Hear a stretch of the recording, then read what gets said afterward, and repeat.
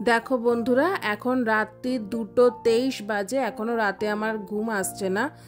আর বাইরে বেরিয়ে দেখলাম এরকম মনোরম পরিবেশ। আর এই রকম পরিবেশ দেখলে যতই ঠান্ডা লাগুক আমি বাইরে না বেরিয়ে থাকতে পারি না। বাইরের পরিবেশটাকে কিছুক্ষণ বাইরে এখানে দাঁড়িয়ে থেকে আমি উপভোগ করছিলাম। আর এই স্নোটা অনেকক্ষণ আগে থেকেই পড়ছিল, না হলে এত মোটা স্তর পড়তে পারে না বরফের।